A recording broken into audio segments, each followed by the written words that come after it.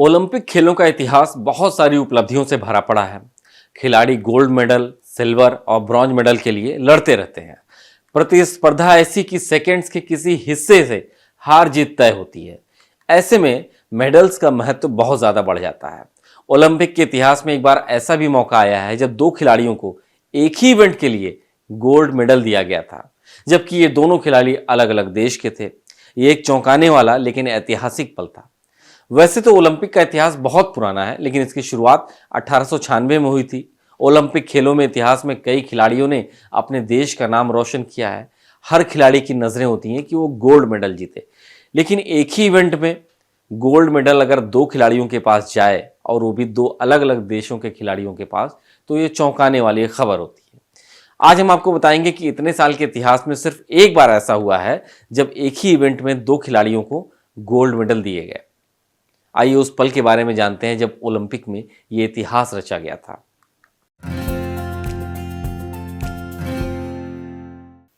नमस्कार, मेरा नाम है अभिषेक पांडे और आप देख रहे हैं डेली लाइन एक्सप्लेनर।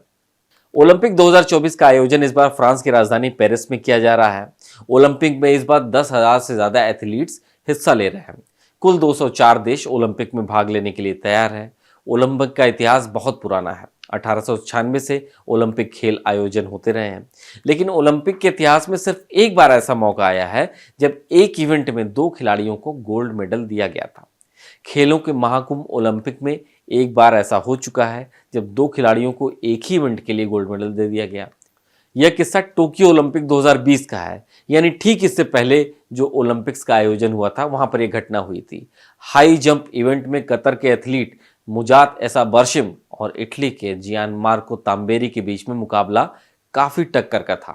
दोनों एथलीट राउंड दर राउंड एक दूसरे से प्रतिस्पर्धा कर रहे थे, लेकिन आगे नहीं निकल पा रहे थे। दोनों का स्कोर बराबरी पर चल रहा था।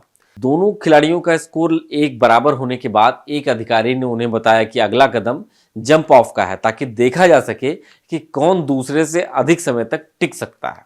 लेकिन तभी इस खेल के वर्ल्ड चैंपियन बार्शिम ने अधिकारी से पूछा, क्या हम दोनों गोल्ड मेडल जीत सकते हैं?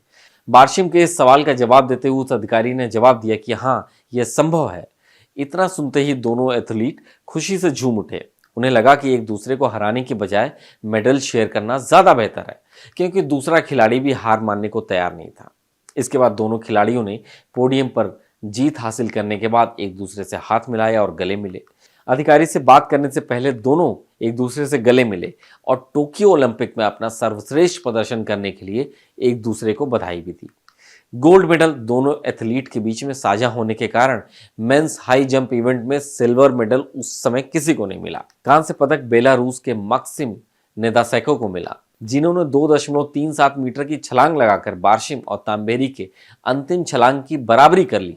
लेकिन उनका कुल स्कोर इन दोनों से कम था, क्योंकि वो शुरुआत के कुछ मौके पर पीछे पिछड़ गए थे। तो ऐसे बहुत कम मौके आते हैं जब ऐसी घटनाएं होती हैं कि एक ही मेडल को दो अलग अलग खिलाड़ियों के बीच में शेयर किया जाए, और जबकि दो अलग अलग देश के वो खिलाड़ी रहे हों।